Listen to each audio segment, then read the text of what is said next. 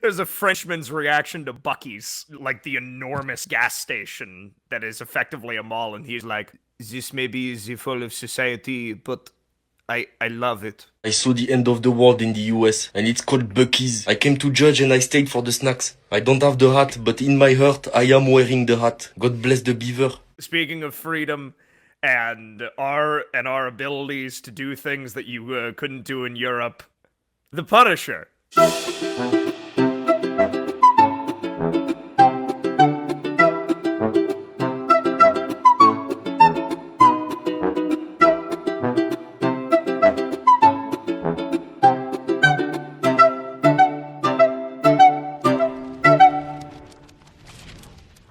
Punisher from 1989, as directed by Mark Goldblatt. This is one that I'm actually kind of shocked we haven't covered on the podcast as of yet. But when it comes to talking about Marvel's Budget Bullpen, it would feel absolutely wrong to not talk about the Punisher 1989 because 1989, kind of an important year for comic book cinema.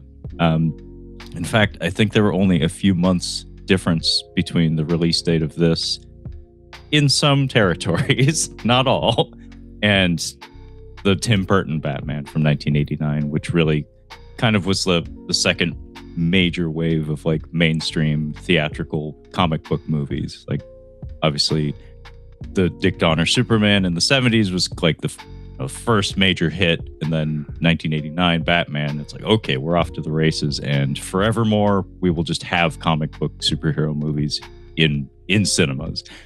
But yeah, this was probably put in production when there were whispers of Tim Burton's Batman being made. The promotional campaign for that movie was monstrous, so it was everywhere. But yeah, this is directed by Mark Goldblatt, which is interesting because he, as far as I know, he doesn't have like an extensive directorial filmography, but as an editor, he is an editor to the stars. Yeah. Like he is a master of the craft. I was about to say, like, you know, to steal a line from you. Now, he's not a household name, but it's like, guys, if you saw an action movie in the 80s and 90s and loved the hell out of it, Mark Goldblatt probably edited it. He worked with James Cameron and Paul Verhoeven closely. It's like the guy who has worked with just about everybody. It's like he is par excellence. When you like, he is the unseen architect of all of these wonderful films. Just like naming some off the top of my head, it's like Starship Troopers, both Terminator movies, The Abyss. It's like he got an Emmy nomination for one picture, and I can't remember which one it is. It might have been T2.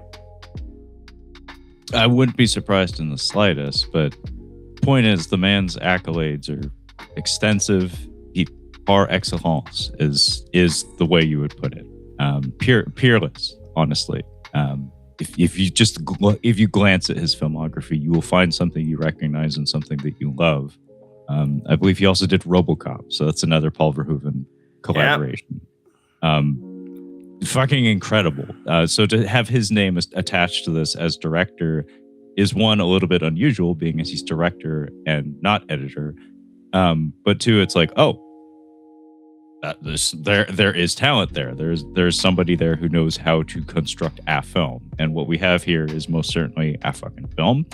It's one that I actually quite enjoy for the most part. Always kind of have.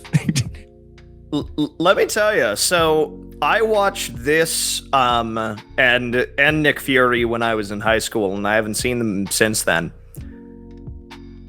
Guys, I'm here to tell you there is almost nothing wrong with The Punisher 1989.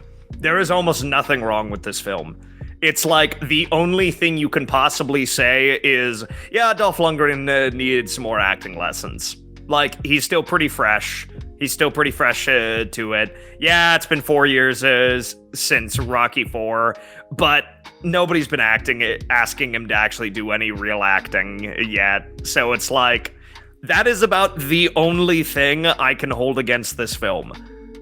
I had so much freaking fun.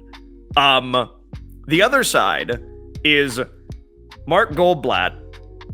This comes out the same year as his other directorial film, because I'm pretty sure he has never directed anything else. The Punisher and Dead Heat are the same year. And I'm like, hell yeah. I want to watch Treat Williams and Joe Piscopo fight zombies. Yeah, folks, if you haven't seen Dead Heat, definitely check it out. Buddy comedy film with a zombie bent to it and a good sense of humor. And it features one of the most hilarious uses of squibs I think I've ever seen. Maybe that came from his collaborations with Paul Verhoeven, where he was like, you know what's fun? Watching people get blown to fucking shreds with squibs. Because there's a zombie standoff towards the end of that film where it's just two guys with submachine guns standing in front of each other and just opening up, and nobody is bothering to take cover. Nobody's bothering to do much of anything other than just absorb punishment. And it's a very clever moment in a very, very clever and fun and highly unlikely film where it's like, how the fuck did this come together? Doesn't really matter. I'm glad we have it. So yeah, those are the only movies I know of that he's directed. Yeah. But it's quite a resume as far as the director, especially to have them both drop in the same year. And hell of a double feature. Like, kids, seriously, get your friends, gather them all around, get a 12-pack or a bottle of something hard and like some wings or pizza or whatever. Have a ball. They're both like, Dead Heat is like 80 minutes. It's really tight, and it has a beautiful 4K release from Vinegar Syndrome.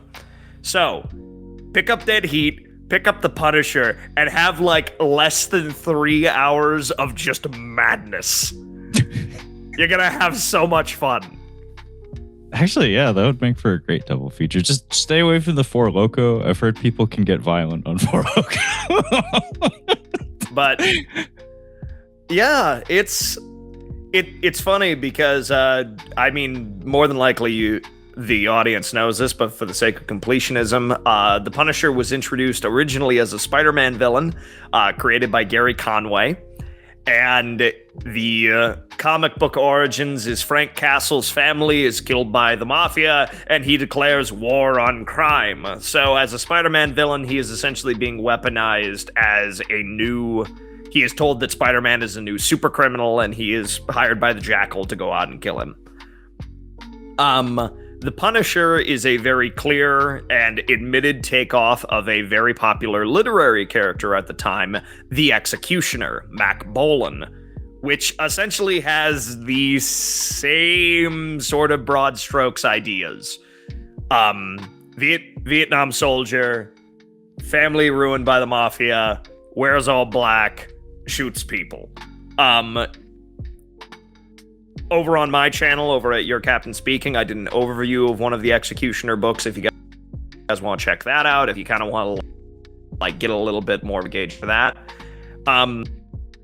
it says a picture is advertised on a lot of the covers of the Mac Bolan books, and that never came to fruition. Ladies and gentlemen, 1989's The Punisher might as well be the Executioner movie we never got. And of the Punisher films that we have, and of the Punisher adaptations we have, it may be the most pure. Pure in what sense? Like adherence to like the broad strokes of the character or tone, or I'm curious what your angle is there. So here's the deal. As far as tone and characterization, I feel it is dead on. Garth Ennis, who famously wrote the Punisher Max series, which everyone loves and is considered a definitive run for the character, this is the movie he favors. And this is, of all of the adaptations, this is the one he goes with.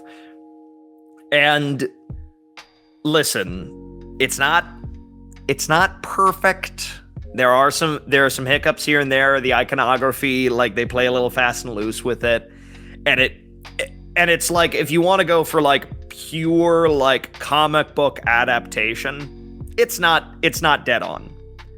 But in tone and feel, I mean, you can't do much better.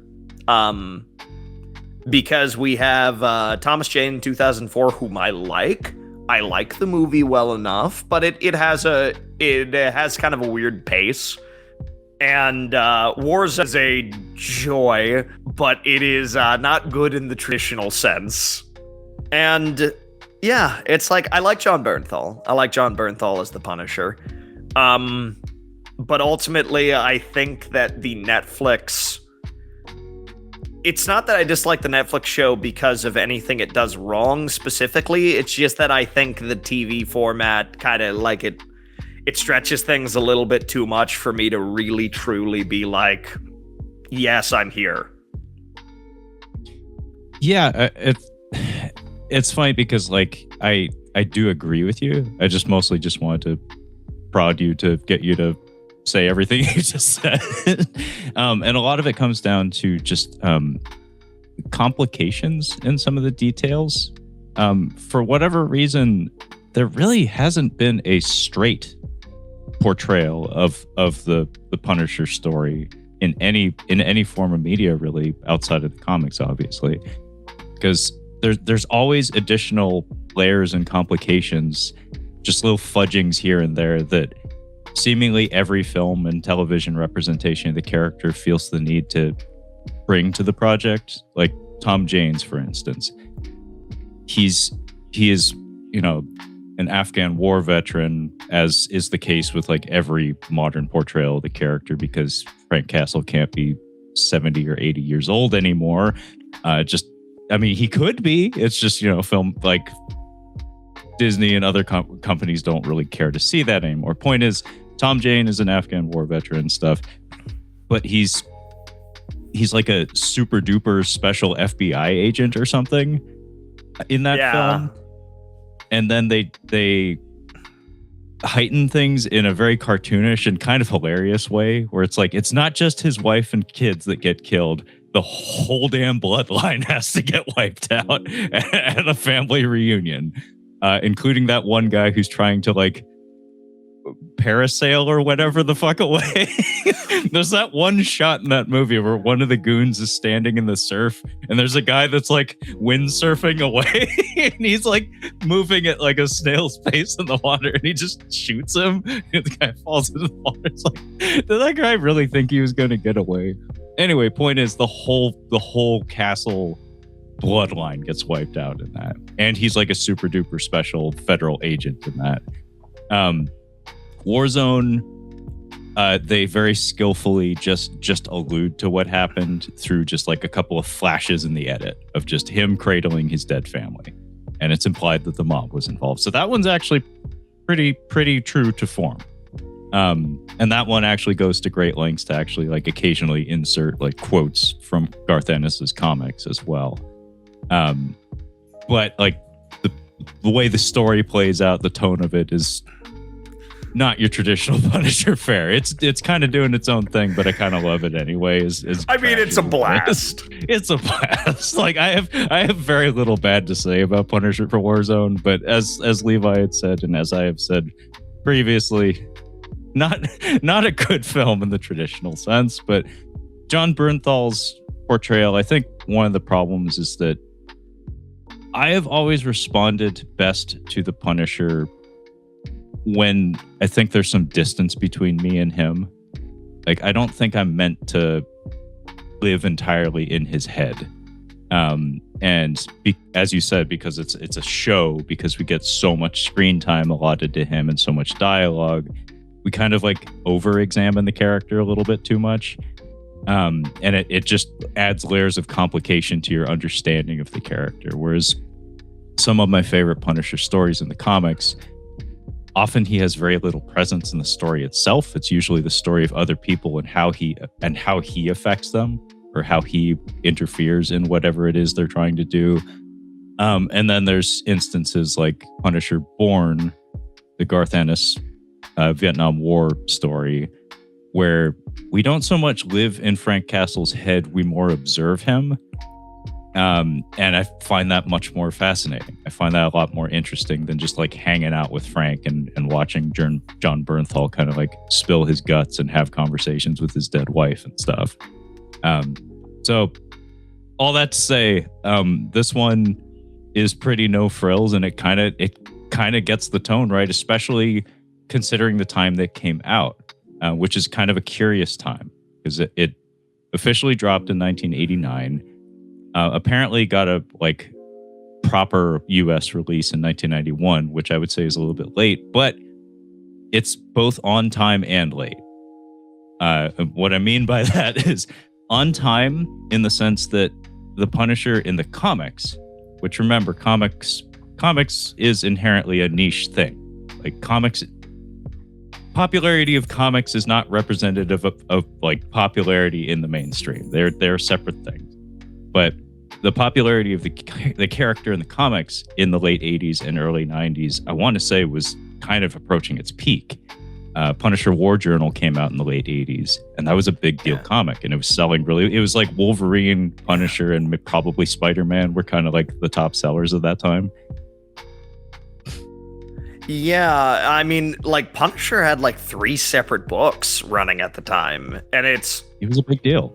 And the iconography was out there, and it's like hip hop culture was like had started kind of bringing like some of this stuff a little bit more into the fore.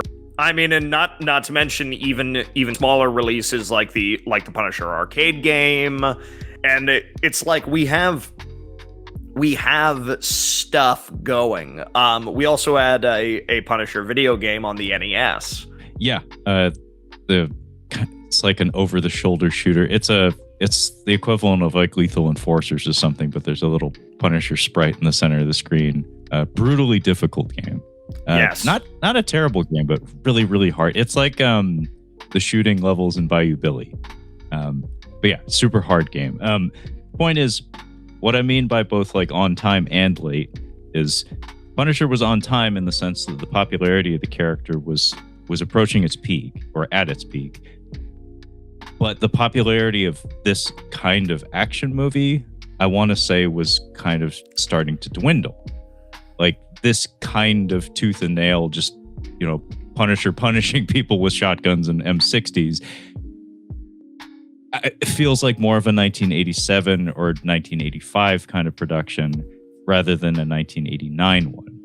Because this is around the time that Arnold Schwarzenegger and Sylvester Stallone, the major action stars of that day, are starting to move towards other things, starting to move towards higher concept kind of productions, more sci-fi or just like less straightforward, blow up the bad guy kind of action films. Because remember, Rambo 3 had already come out, I think, by 1989. Like the Rambo cycle was already done. Which in some ways I think of as being kind of indicative of that trend. Like the release of Rambo 3 kind of is showing us like, I think we're kind of reaching the end of the road for this particular kind of action picture. But regardless of all that, as far as I know, the movie made money. And like you had said, Levi, like if you examine the thing with any sort of brain cells active, you'll recognize that it's like, this is actually like a pretty well put together movie. There's essentially no weaknesses in it. Like the pace of it in particular is propulsive. Like there's very little downtime in it. There's very few needless scenes. And for as low budget as it is, it never feels cheap in the ugly way. It feels like whatever cheapness might be there comes across as charming, partially buoyed by good performances all around. Like all the actors show up for this one, and also like the score is nothing to write home about. It's not like a super duper memorable score or anything, but it has the correct instrumentation and the correct tone to it that it really buoys a lot of the action and really gives a lot of the scenes the correct tension and engagement level. So on the whole, it's pretty solid fucking film. Yeah, people were not kind to this movie, and it on modern review slush websites like Rotten Tomatoes, it has like a 23%. To which I say, I hate the public. I don't know what they. What do you want? What do you want? Because it's like, it's competently put together. It's competently acted. I mean, the action's a ton of fun. It's like, guys, I'm not sure what you expected here. Yeah, I have seen those retrospective reviews as well. And in fact, the first time I saw this was, I think, on like a trash television cable slot, where it was like almost advertised as like, this is the bad movie of the week. Like that was the way I first saw this film, was when I was, I think, in like middle school or something. It was on late night on cable. But yeah, watching it now, I don't see it, because it has too many signs of care and love and just nice little quirks, like things that show that somebody gave a shit. Because like, if you really wanted to, you could just like make point and shoot action sequences where it's just like action reaction type stuff, where it's just like cut in a shot of Dolph Lundgren firing a shotgun, cut to man falling down. It's like, no, there's all sorts of like editorial flourishes here and all sorts of creativity in the action. Like we have him doing like a zip line on a crossbow. Go ahead, Levi. Slide ninja. Yes, we have theme park slide ninjas. We didn't need to do that. We didn't need to have the ninjas enter by sliding on their knees down a fucking slide with Uzis. But somebody said, God damn it, we're going to have ninjas slide into the scenes with fucking Uzis. And we got it. It's in the film. And it's great. It's fun. We have tons of shots of like knives flying through the air that have like a lovely like comic book kind of feel, where you can practically see the speed lines in the effect shot. We have all sorts of like clever little gags involving the action. Like there's the kind of a nod to Raiders of the Lost Ark, but amped up to like 50 people instead of just one swordsman, where they get off the elevator and there's just a bunch of guys who are at rest practicing martial arts, and then it's like, oh shit, there's two guys with automatic weapons. What do we do? Oh, we get mowed down. That's great. There's so much love and care put into the action design of it that it's like, how could you not find this at least somewhat charming? Because it's not like perfunctory, just like I said, like by the book action. There's cleverness. There's ideas at work. Like somebody gave enough of a shit to like actually come up with interesting setups and scenarios. And on top of that, like again, the performances all around are very solid, with the exception of perhaps Dolph Lundgren. But thankfully, the script seems to understand how to use him. Yeah. Well, and even with Dolph Lundgren's performance, it's really only when Dolph is attempting to be human. And I mean that in the nicest way possible. It's when Frank is locked in, Dolph is doing great. Like, he looks the right amount of, oh, the lights are on, nobody's home. Like, this guy is haunted. Like, I don't think you have ever seen Dolph Lundgren look more haggard and tired and just look absolutely like possessed. And it's like, he does great in that. And when he's just talking the mission, where's the dope going?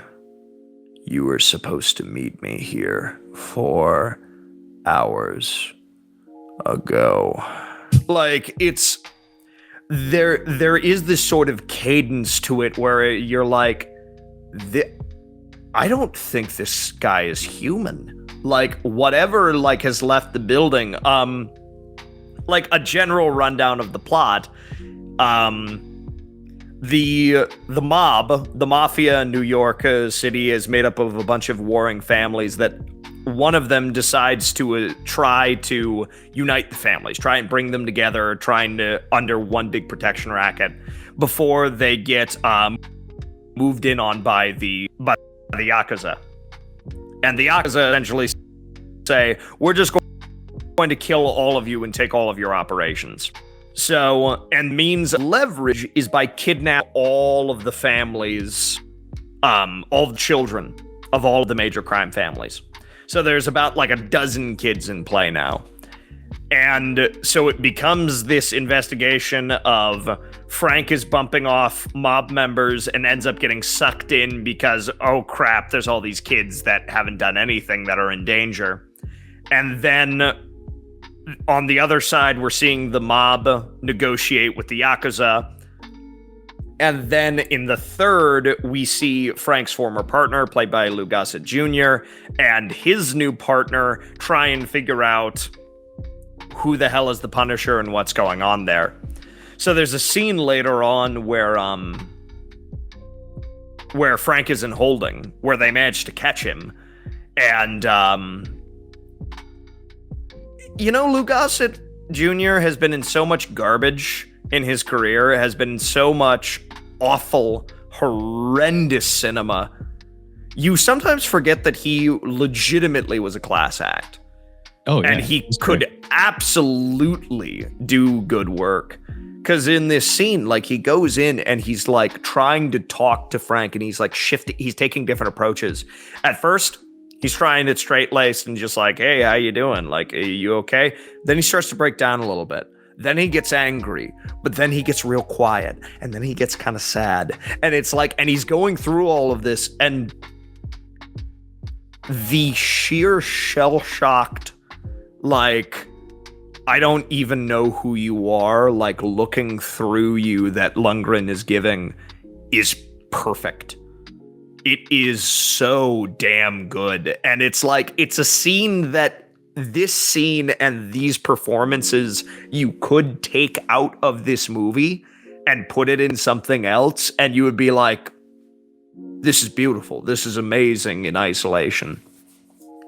And it's like, so you get moments like that. It's the problem. The problem is when Lundgren is trying to be funny for the script, and he's trying to be like a little more human, and they try and give him like these Stallone and Schwarzenegger one-liners, where it comes off not quite right.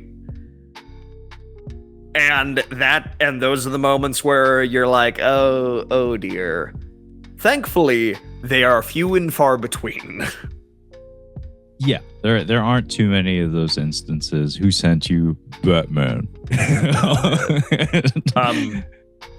Somebody said the real key to making a cheap movie is try not to remind people of a movie they're in.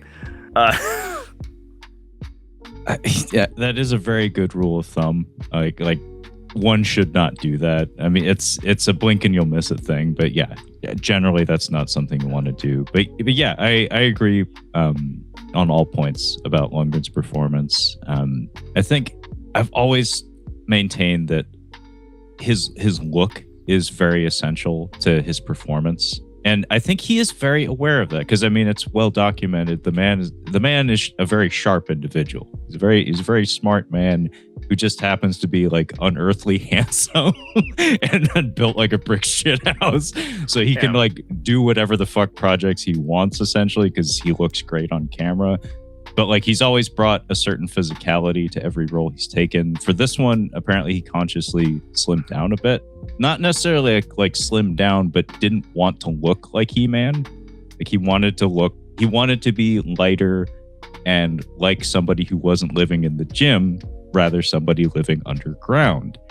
And this was my first time watching this film on Blu-ray, by the way. I'll just hold this up because it's a fun little prop. This is an Australian Blu-ray. We'll come back to that. So this is from Umbrella Entertainment, and this actually includes something I haven't had the opportunity to watch just yet. professional podcaster, by the way. Not true. Amateur podcaster. This actually features an audio commentary with director Mark Goldblatt, but more important, this Australian Blu-ray is the only place I know of where you can watch the unrated cut of the film, which exists. Ooh. It's only in standard definition. The feature itself, like the theatrical cut of it, is in full HD. And again, it's the first time I've ever watched this film in full HD, but there is a standard definition cut of this with additional violence. And in fact, features a commentary that I haven't listened to yet, but I'm eager to do so. But point I'm trying to make here is that the HD, again, the first time I saw this film was on fucking cable on a CRT television, and we didn't have great reception at my house. We didn't have a great TV was mostly a thing. His makeup, Dolph Lundgren's makeup actually is very effective in this, because tired is the key word that comes to mind. Is he looks like a guy who hasn't slept in 5 years. And the way he communicates with other people is labored in such a way where it's like, this is a guy who isn't accustomed to having to do this anymore, and it's a chore every time he has to. And he does have some good quips here and there.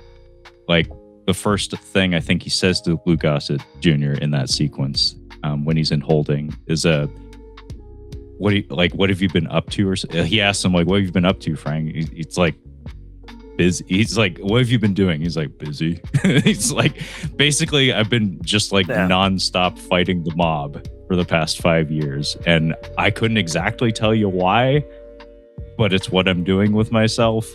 And yeah, he gives him absolutely nothing to work with in that whole conversation. So you had mentioned New York City or New York.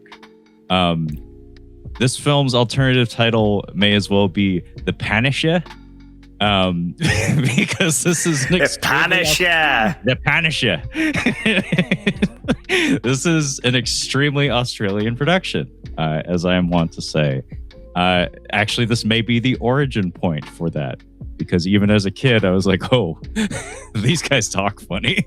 Like, those are supposed to be New York Italian mobsters. It's like there's a couple of guys who you can tell that their dialogue was limited because they just could not keep their accents under control. And the movie like makes a not so great first impression with the first mob boss. I think it's Moretti, the guy who has the television interview. Like, as soon as he comes out, he has some accent. It's like, this is America. This is America. Like, if a man is innocent, he walks free. You're like, where are you from? what Levi just did is better. Places. Yeah, lots of different places. Is like, okay, Christopher Lambert, sure. I mean, actually, my favorite response to that is far away from heavyweights. Lars, where are you from anyway? Far away. It's like, oh shit. But it is just you're just like, wait, come on, where is it? Where's the accent? Yeah. So an extremely Australian production, very very much so. Quite a lot of it was shot in Australia. Quite a lot of the extras and minor roles in it are embodied by Australian actors. We have a decent amount of Japanese actors who are probably from Australia, honestly. Oddly enough, one of our central villains is Dutch. Yeah. Portraying an Italian American. Former Bond villain as well, Living Daylights. Yes. I'm going to try to pronounce this correctly because I actually have heard this man's name spoken aloud at the dinner table. It's Jeroen Krabbe. That's how it's said. Jeroen Krabbe. Yeah, that'll chestnut. Yeah, it's Jeroen Crabe. It's Jeroen Krabbe. Decorated Dutch actor, was a villain in Living Daylights, as you said. Yeah. Also, I don't want to spoil the movie because it's actually a really good one, but The Fugitive. He has a big role in The Fugitive. Yep. I like it. He's very good in this. Also, another Paul Verhoeven connection, as he worked with Paul Verhoeven on films like Soldier in Orange, featuring Rutger Hauer. Yep. In their home country. Yeah. So I wouldn't be surprised if the Verhoeven and Goldblatt connection was where that casting came from. It's like, hey Paul, you want to do me a solid? Can I borrow Jérôme Crabbe? And then he's like, sure. But yeah, so we have a Dutchman standing in for an Italian-American mob boss. Curious casting, but he actually is a heavy hitter as an actor. I quite like him. And the Yakuza element of the story is actually it feels correct, because in 1989 this was a thing. Like there was the fear of the Japanese bubble economy kind of like consuming all of like the corporate world kind of. I don't exactly know the timeline frontwards and backwards, but I do know that in the late 80s this was a big deal. Like this was a genuine concern of a lot of Western corporations in particular. There's a reason why you have like the Michael Crichton Rising Sun movie coming out around this time. There's a reason why Die Hard has some minor like plot details running in the background about a Japanese corporation in LA and all that business. So having the villains of this one be the Japanese mob is actually like kind of timely. It actually works really well. And again, shooting in Australia probably gave them decent access to actual like Japanese actors, many of whom acquit themselves pretty well. Our chief antagonist is, when they put her in the full makeup and she's doing that cackle at the end, she is genuinely chilling. Like when I was in middle school, when I saw this for the first time, I was like, that lady's fucking scary. She does great. I mean, overall, our villains are really, really good. And on the subject of the Japanese moving in, Ridley Scott's Black Rain comes to mind. Yes, same time of frame. It being, same time frame, and it's true. In Black Rain, one of the officers gives a speech essentially like, we're the top of every industry. The yen is worth more than the American dollar right now. It's like, pretty soon we're going to have everything. We're going to have it all. It's like your culture is going to have to come to blows with ours. And monetarily, we're winning. And Japan was top of the world, and they made everything, and they made everything better than you could get anywhere else in the world. And then their economy crashed, and it has never recovered, because it was like right at the beginning of the 90s. So like right after this movie, the bubble popped, and the long season turned into the long year, turned into the long decade, turned into the long era. And Japan has never quite It is interesting because very much of this time, I remember reading an article a while back. The premise is silly because it came out of this era when we were examining all media this way. But they're like, well, cyberpunk is actually quite xenophobic. I'm like, explain. And they're like, yes, please. And I get their perspective, and I find it interesting, but it's stupid to be angry at it. Essentially, the pitch is cyberpunk and the world that is imagined in a traditional cyberpunk narrative, a la Blade Runner or Neuromancer or these types of, or the tabletop game of the same name, is essentially Man in the High Castle if Japan takes over. If instead of a military conquest, it is a cultural conquest. That culturally, Japan, through business and through their like ideas and all of this, essentially just take over the world. So their way of running things subsumes Western culture to a point where you are essentially under occupation without an army having to fire a shot. And I thought that was very interesting, especially as a counterpart to Philip K. Dick's Man in the High Castle, as he wrote Do Androids Dream of Electric Sheep? So it's like, I thought that was very, very interesting I'm like, oh, well, yeah, this isn't something I'm angry about. It's not xenophobic as a genre. Why would you say that? But it is an interesting and at the time, during like the late 70s and throughout most of the 80s, it was kind of a legitimate concern. Like, people were getting a little freaked out by the idea of, it's like, guys, we don't really know how they're operating. And like, even like Sega of America and Sega of Japan were two wildly different companies. And there was constantly butting heads, and we didn't know what to do with it. So it's like, there was an anxiety there. So to have that played in where it's like, oh, dude, even the criminals aren't safe. Even they have to deal with the Japanese moving in and saying, like, well, you were screwing sheep in caves on the Mediterranean coast. We were the warlords of all of Asia. It's a really good line, by the way. It's like, shit. When you were learning to spell your name. Spell your name. I'm really angry. We're learning to conquer galaxies. Battlefield Earth, folks. Look into it. Travolta deserved some form of award. Maybe he got a Razzie. I don't actually know. Probably. Definitely. I mean, I hope so. Anyway, he deserved it. But yeah, very interesting stuff. Like I said, like you kind of have to know the moment a little bit to understand that this was very much something that a lot of people were concerned about. It was in the news. It was a big deal in the late 80s. The Japanese takeover of seemingly everything and the collapse of the bubble economy.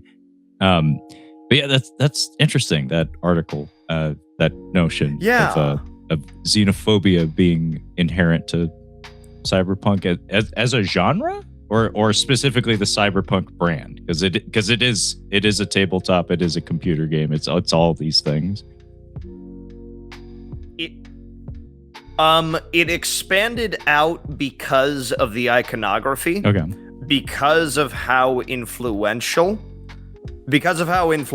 the tabletop and Gibson's writing is, and also Philip K. Dick and all the. So they're like, listen, the core texts of this are focused in a direction of total Japanese cultural domination. Yeah. And it is not presented as a good thing. And that's essentially their core conceit, is that it's like the roots of this and what we draw out of it and the art we take from it, this idea of,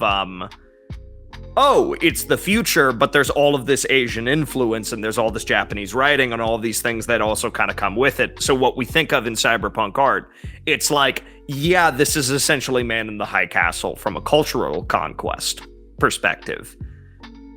It's interesting because it comes from a lot of different places. Because like, one, it's a lot of it just tells you the sensibilities of the people who made those concepts and those products, like the people who were writing those books, the people who made Shadowrun, the people who made cyberpunk, were just had a proclivity, like an interest in Japanese culture.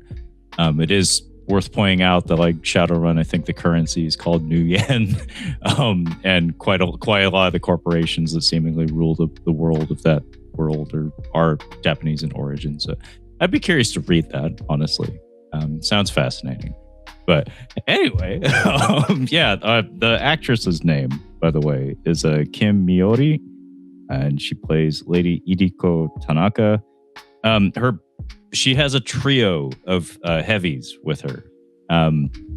Two big Japanese dudes, both of which, actually all three of her goons throw hands with Dolph Lundgren at the finale of the movie. The two big guys do a pretty solid job. I think it's kind of fun that they're karate practitioners, and Dolph Lundgren himself, that is his martial art discipline of choice. Like, that's his speciality. So I seem to remember hearing he had some enthusiasm with having the opportunity to work with other karateka and actually do a fight sequence that used techniques that were just inherent to his skill set rather than like trying to square peg round hole himself. I did also hear that these guys did not pull their punches very well. Like, apparently they were hard to work with because they were hard guys. So that wasn't exactly fun, but the end result in the film is, a pair of pretty solid melee sequences. I love how both of them die. Again, clever little bits like that are what keep an action film from being, by the numbers and perfunctory, is when you have a gag wherein a guy gets impaled with a spear and pinned to the wall. That requires forethought. That requires setup. That looks pretty cool. And when you have a guy falling on a helmet and being impaled in like 6 different places, that's memorable. That's cool. And then also you have the mute gal, who is set up as kind of like a major threat in the movie. She is mute, so she doesn't have any dialogue, but she's always standing next to our chief antagonist.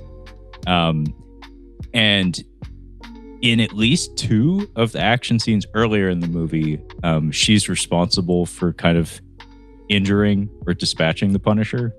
Like on the docks, she hits him with a knife, and that takes him out of the action. Like, that takes him out of the equation. And then the ninja slide during the ninja slide action sequence, she's the one that throws the chain into the spoke of his motorcycle and causes him to crash. So it's like they do a good job of setting up, like, oh, this lady's no good. Like, this lady is trouble. And when they finally get put head to head against each other, it's a nifty little scene.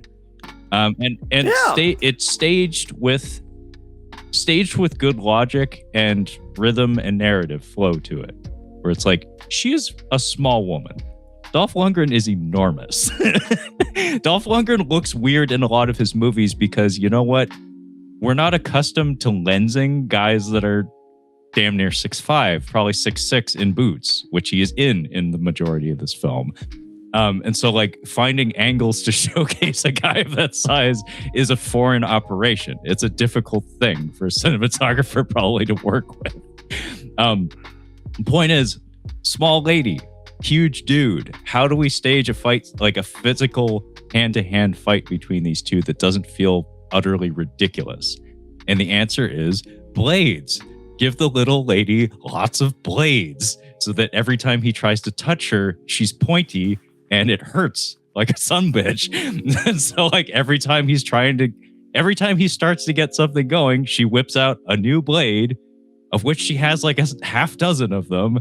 He gets cut and he's like, get the fuck off of me, lady. Just stop it. like in a different action movie with like a Martin Riggs or like a John McClane, that would be the things he's yelling, is like, lady, could you just fucking cool it?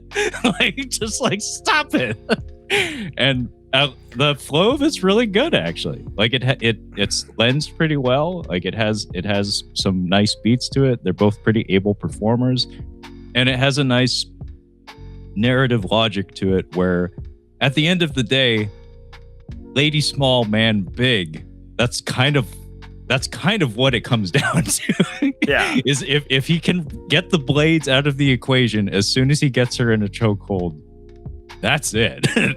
Problem is, it takes quite a lot of effort to get to that position, and the road to that is engaging and violent and fun. So it feels like neither character got robbed. It's like, from a wrestling standpoint, it's good booking. You told a good big, like, little man big man story that made sense and was fun all the way through. Well, and it works so well in a way that, because I mean, we you encounter this problem a lot, and this was a problem more so a couple of years ago, but some folks still complain about it, and I will admit it. It's like, So, is this 90-pound actress supposed to take on the 250-pound stuntman? And like a dozen of them? Like that's how we're gonna do this? And she's gonna like hit him across the face and it's supposed to like send him flying? Like that's... Really? Are we sure about that? It's like... Where the thing is, a sequence like this shows how to do it well, which is like, listen, she knows that as soon as he puts hands on her, it's over. So every movement, every idea, everything she is doing is, you cannot put hands on me. And it's played very nicely. Like, it feels very correct, and you're like, there is something inherently ridiculous of seeing Dolph Lundgren fight a woman this small, but at the same time, because it is staged well and because there's thought put into it, you're like, oh yeah, no, she's gonna be a problem. And throughout the movie, like the whole thing, like works. It makes sense in that way. The action is staged in such a way that it always, you are able to follow it, and you are never at a point where you're saying, yeah, this is really dumb. It's showy where it needs to be, but not so showy that you're like, I don't think that would work. Yeah, what Levi was referring to there was, I want to say maybe it started with like Iron Man 2 was the Black Widow problem with the choreography, where somehow the Hurricane Rana became what choreographers gave to lady performers in stunt sequences. I don't know why that became like the choice. That became like the signature move of lady choreography in martial arts films in the US in particular, from 2009 up until like 10 years ago or so. We've since come out of that trend. We've moved into better things. Thankfully, because it was overly flowery and showy and had no real logic to it. It was strictly movement for the sake of movement. And the best fight sequences find a good balance where it's like, yes, you have flourish every once in a while because it is a visual medium, and you want to impress people and keep them engaged on that level, but it is important to bring a narrative flow and logic to the reasoning behind the movements that are being performed. So yeah, in 1989, I thought they did a pretty great job, actually. Yeah. And in general, like we keep coming back to, this movie is very solid.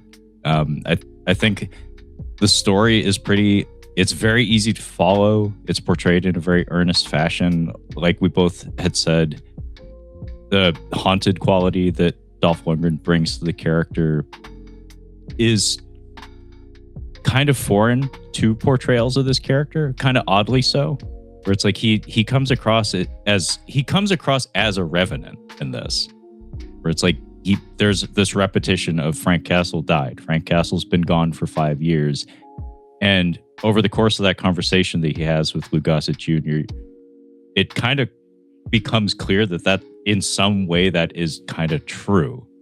Like, Frank Castle is gone. This guy is barely human to some extent, and he doesn't display any real passion or engagement in the task that he's assigned himself. There's even that sequence where we get to see Dolph Lundgren's sooty ass, where he's having a conversation with God, but it comes in the form of questioning, because he's fallen into some sort of madness and he's like a shark at this point.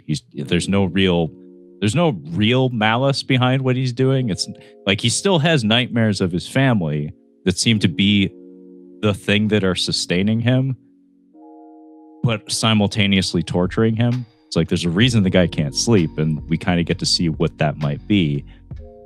But like when he's going about shooting people, he's not like cackling like a madman. He doesn't even have any real facial expression. He's just kind of going to work and doing what he does. And it's interesting to see that portrayal of the character. Because like the other ones, again, like just to go over the other representations of the character that we've had on film and on television, Thomas Jane was explicitly a revenge story. He doesn't become the Punisher proper until the credits of that movie, essentially, and then we never got a sequel with that guy. So that whole movie is just him seeking revenge on John Travolta, because I mean, who doesn't want to seek revenge on John Travolta? No, I don't have any problem with the guy. Anyway, joke. Warzone is more earnest, I guess, like more typical of like Punisher fare. That feels like a late era Punisher comic, where it's like you don't really need to get hung up on the details. You're already supposed to know who he is and what he's about. But then like John Bernthal's portrayal of the character is a little bit all over the map. Like they do a good job of having this thing where he has this survivor's guilt quality to him, where it's like, why am I still here? Why am I still here? And did I want this, or do I want this? Are the major questions that hang over his head. But you're just given such a vast tapestry to attack that from, that it gets very muddled. But there are flashes, there are flickers here and there where it's like, that's interesting. I kind of wish that's all we had. It's interesting because Bernthal's Punisher plays a little bit more like Death Wish in a way. Yeah. Where it's like, because the thing is that it's not that my ideal version of Frank Castle is inhuman. A little bit. It's like Bernthal's Frank is still human and is still very angry. It's like, because there's that phenomenal sequence in that second season of Daredevil, where he's on the stand and he like loses it, and he has a total like mental break on the stand, and he's like, all these people saying I'm sick, all these people that saying I didn't know what I was doing, I knew what I was doing, and I loved it. And it's like, and there is so much bubbling, horrible anger in his actions. And that is a read on the character. And it is a read that I think can do quite well. But I think if you bring it back to a point where it's sort of like how, in my opinion, like the core of Batman is like 1970s Batman. It's like Batman who is the Dark Knight detective and is still fighting crime and all this stuff, but also like, has enough brooding that it's still interesting, but is also not like exclusively there. Like Batman is willing to work with other people and has a sense of humor about it. My ideal, like picturesque, like lunchbox Frank Castle, buddy, there's not much going on under there anymore. Like, there's not much of a man left there. It's like, it's even to a point where it's like, Frank doesn't retire. There isn't an end goal for Frank. There's nothing that can actually probably bring him home. It's not that he's necessarily a bad man, it's that Frank may not be a man at all anymore. And again, it depends on your portrayal, it depends on what you like, it depends on what you prefer. I think that I prefer my Frank Castle to not have much of an internal life. Yeah, inherently very interesting character. Very difficult character, honestly. Like politically charged character. Like, it's kind of impossible to navigate around the character without somebody having some sort of political opinion about what he's representative of. I mean, it doesn't help that his symbology, his icon, was kind of co-opted here and again, such that the Disney Corporation seems to have tried to publicly distance themselves from it. But it's like That's not how that works. That icon is worth so much money. Like that is actually what the Punisher is a logo that is worth millions and millions of dollars, because it is a popular icon, and it pops up in the damnedest of places. And I know recently in the comics they like consciously tried to change the logo because like he became leader of the Hand or some shit, which I've heard is really cool. I've heard that's a pretty cool story. Heard it's good. Yeah, I've actually heard it's a good comic. I'm kind of curious to read it, but point is they'll never actually discard the Punisher logo. It's worth too much money. but yeah, politically charged character. And yeah, I don't care much to have like a Frank Castle with too much of an interior. But it is interesting how many different interpretations there are of him, because as you said, Bernthal, the key word that comes to mind is rage. It seems to be the thing that keeps him around, that keeps him moving. Whereas this Punisher he's a ghoul, like he's just kind of floating around, and he lives underground. Like he doesn't have friends, he has assets and weapons, and he comes out and he lashes out, and then he goes back to his hovel. That's kind of his existence. And he doesn't seem to have much ambition beyond that. And at the end of the day, Frank Castle is not an aspirational figure. You're not supposed to like the Punisher. I like reading about the Punisher. I read a lot. I have read tons of Punisher comics in my life. I have never once wanted to be the Punisher or really condoned his ideology or his philosophy, anything along those lines. I just think he's an interesting character to read about. And I like stories that examine what the character can be and can be representative of, because it's interesting. Like, I like the idea of that Punisher Born comic tackling the idea of like, you know, like maybe you just want to do this forever. Like maybe inside just running around the jungle shooting at strangers is kind of what you're meant for and what you are. Like maybe stop arguing with yourself and maybe try to embrace that. Like that was an interesting idea. It's dark as shit. It's unpleasant, but it's an interesting story and an interesting thought experiment. I also like the idea of Frank being deeply insane, borderline subhuman, and kind of using his family as an excuse, like using the emotionality, using like the burbling up of that rage as an excuse to trigger his actions. But there's some other motivation running in the background that maybe he isn't, you know, his subconscious isn't aware of, but it's like, it's not really about that. It's just that's your consistent justification for it.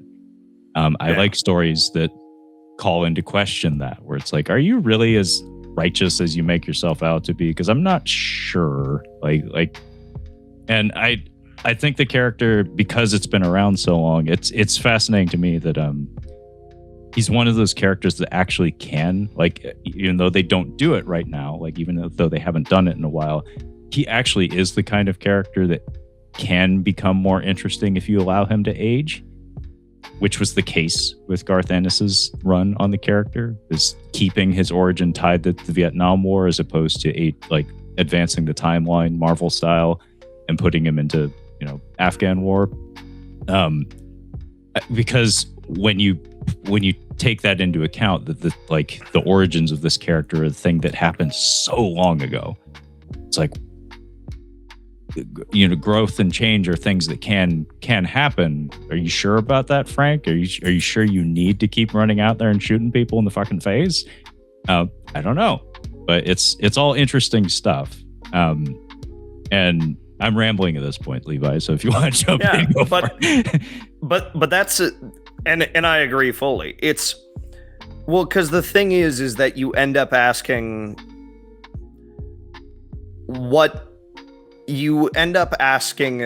questions about these characters of like, is it an excuse? How does it sustain it? What does Frank see himself as? Is he Like, you know, in this film, Lundgren comes back to this line like, "Where is justice? Where is punishment?" Maybe, God, you're saying here is justice, here is punishment. Like, does Frank see himself as an avenging angel? Does he see himself as truly righting the scales? It's like, is Frank just a soldier? Is he just born to be a soldier? Is that what he is meant to do? Is it like that Patton moment of God help me, I love it all? What is the purpose of this character in this world? Does he have to be like this? Does he have to be the Punisher? And we can tackle that in different ways. And caught a lot of flack a number of years ago. And listen, I haven't read it. I haven't read the book. I can't say one way or the other. I know a lot of people complain pretty loudly about it.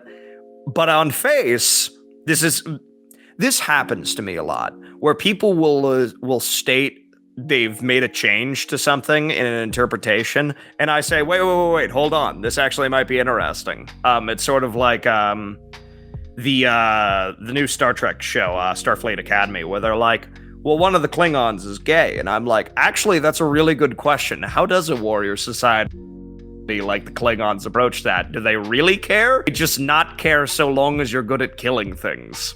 Like, what? Yeah. Do they care about that? Would they care about homosexuality? Like, no, this is actually a legitimate, like, Roddenberry-esque question. This is something I'm curious about, like, culturally, how that works. Yeah. Listen, I don't know if they do anything with it. Who knows?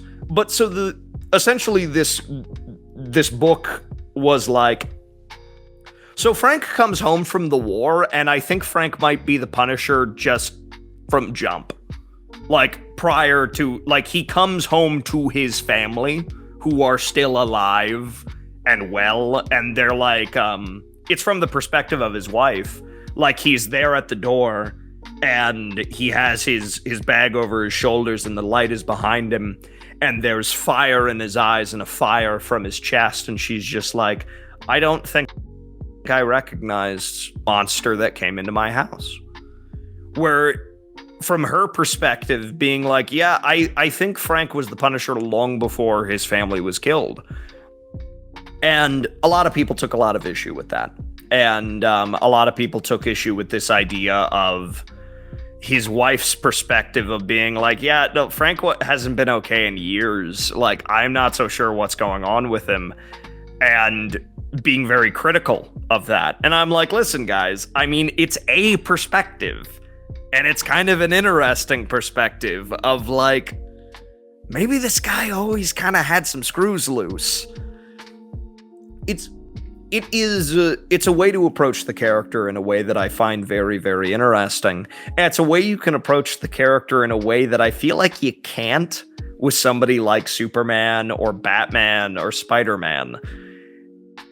Because there is a good canvas to work from. Because, like, with Batman, you got, like, you can't really say, like, I don't know, was this kid always destined to dress up like a bat and punch people? What? Like that's kind of a weird question, and you can ask, like, well, how close is he still to his parents' death or whatever? Like, you can ask those sorts of questions. With Frank, it's like, no, somebody could actually go out and do this, and what would be the reasoning behind it? So it's, I don't know. I find it to be an interesting writing exercise. Yeah, as far as the movie itself goes, I don't really have much more to say about it.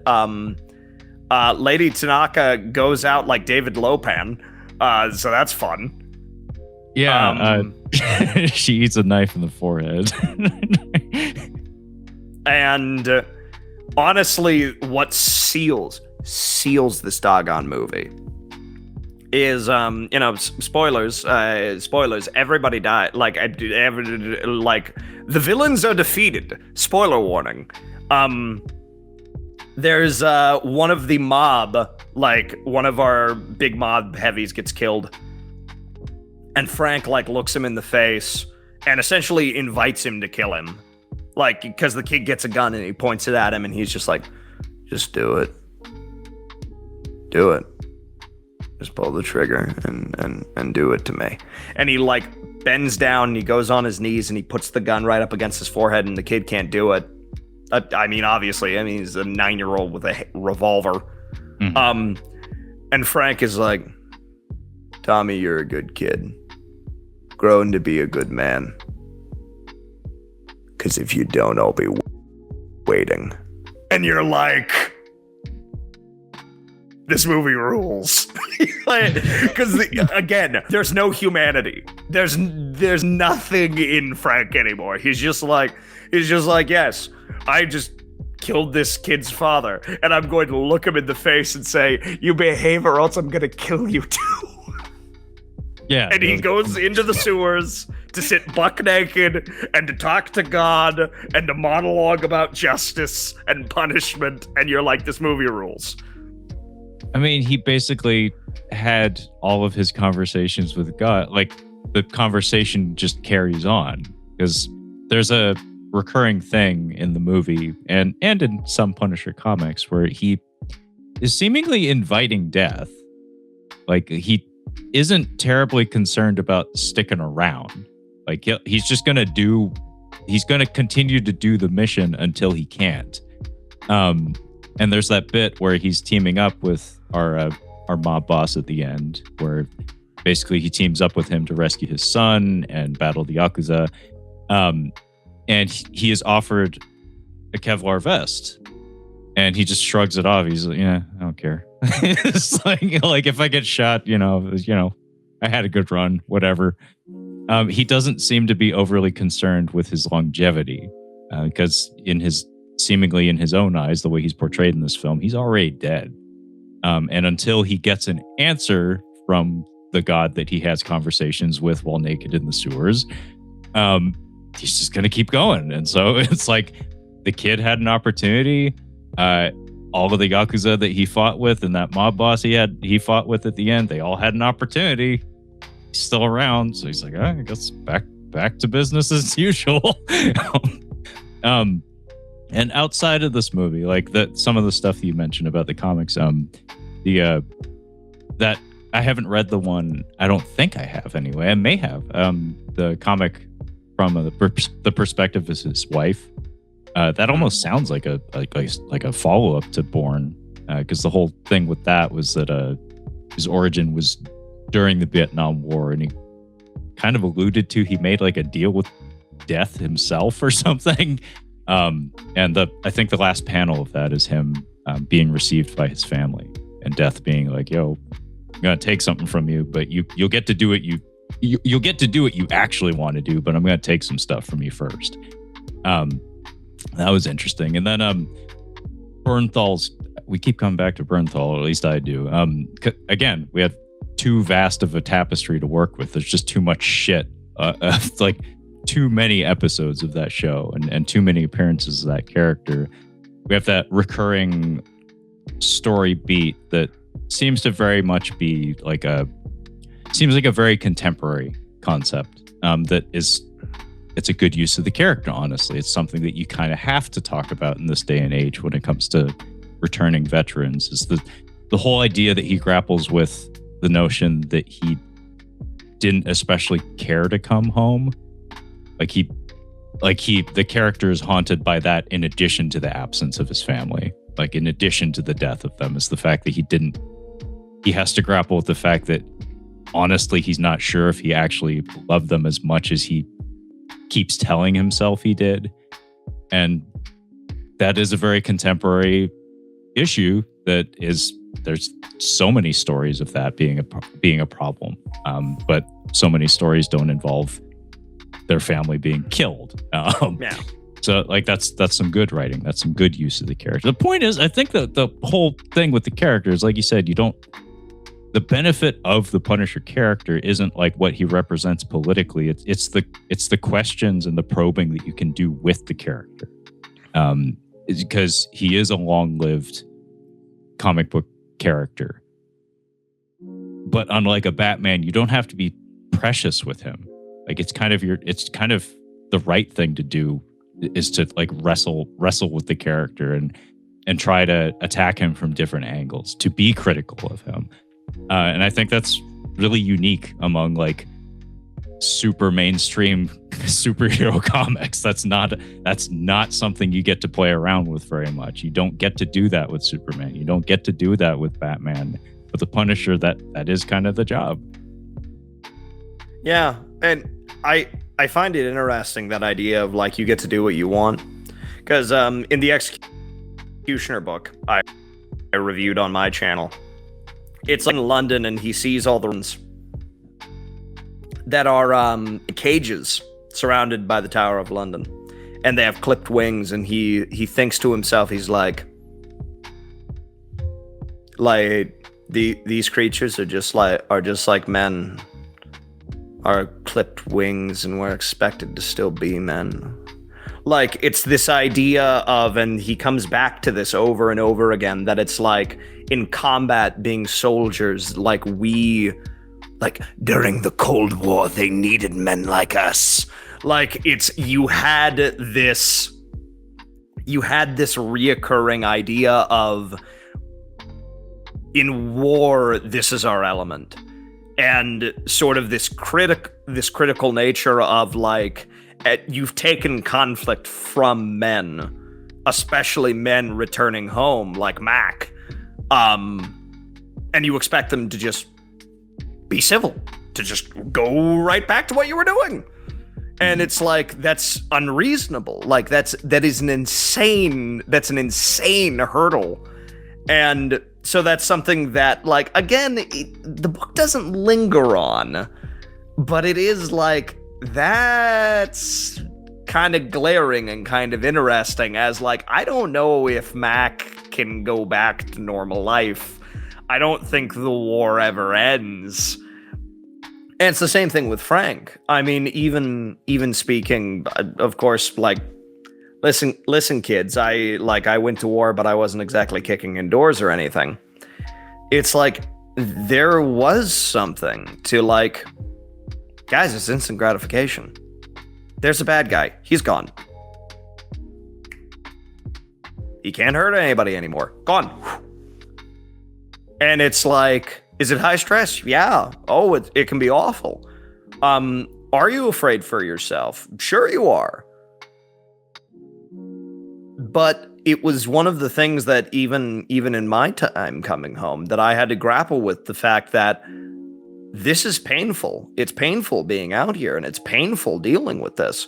But I also can't deny that this is probably the most fulfilled I've ever been in my life. Because there's no delayed gratification. And you know the real world impact of your work. You're not moving around stuff on a spreadsheet. You're not like fixing something for some yuppie out in the country. You're not like, it's not that you're fulfilling a need or something that only lasts for a few moments, or you're slinging sandwiches or something. It's like, there's a bastard, and he's not here anymore because of you. That's a mighty fine job description. And that is job satisfaction. But at the same time, it's like, it takes away from you in inches and in miles sometimes. And it's like, that's the thing. When you confront in a character like Frank, you are able to look at something like that and be like, there is a satisfaction in knowing that you are making an impact on the world. But what drives a man to bring it home? And at what point can you take that out of somebody? And somebody that is born to be a soldier, how do you take that out? Can you take it out? Was there a way that a guy like Frank Castle or Mac Bolan could maybe come back to the good old US of A, and even with all the tragedy around them, could have adjusted? It's worth asking. It's worth looking at. Because unlike Superman and Batman and Spider-Man, There's a lot of Frank Castles in the world. There are a lot of Mac Bolins in the world. And there's a reason why that symbol appears with them. Because that same bubbling anger and that same pull to do something lives inside of a lot of guys and a lot of gals out there. It's one of the reasons why I think the character endures. Is not only because there is catharsis in his actions, but because he's the grim, dark reflection of every person who ever come back from that. And I think that it's worth exploring, and it's worth interrogating, and it's worth tearing apart, because Frank is much closer to people than he is to myth. Well said. I'm not going to try to top that. So I'll just go ahead and cap this conversation by saying this was The Punisher from 1989 as directed by Mark Goldblatt. I'm really glad that we tackled this one, being as seemingly talked about every other Punisher property out there. And I don't have my comic book collection on display back here, but I do have a pretty extensive familiarity with the character's background with comics. So it's always a joy to interrogate the character and explore them on film or in comics. But you had mentioned a couple of times, Levi, you covered a book by the name of The Executioner on your YouTube channel, Your Captain Speaking. Would you care to let our listeners and hopefully viewers know where they can find your channel? Yeah. I mean, you can find me over at Your Captain Speaking. Like I said earlier, I cover books that are kind of in this genre, men's action, as I deem it. And the other thing is, I do fantasy books like Conan and Elric, as well as stuff like James Bond or Zorro, characters you've probably heard of. And it's mostly shorter works. So stuff that you can enjoy in an afternoon or on an airplane trip, that sort of thing. Reading have to be something that you're jumping into the deep end and reading Dune or Lord of the Ring, or any of that sort of thing, especially if you're out of practice. Ease back in with something you like. Ease back in with something that isn't going to insult your intelligence, but you can still have a load of fun with. Get back into reading. By all means, it's good for you. Trust me. It helps me sleep a lot better, actually. It's something I've noticed. Cracking open a book just prior to bed is one of the best things I've been doing for myself lately. But yeah, look up Levi's channel, Your Captain Speaking. A lot of great stuff there. Especially check out the Zorro episode. And also Executioner, apparently, because it came up a lot over the course of this episode. So if you're interested in the things that Levi had to say about that book, maybe check out the full-length video. But yeah, as for my show, you've been watching it. It's called Catching Up on Cinema.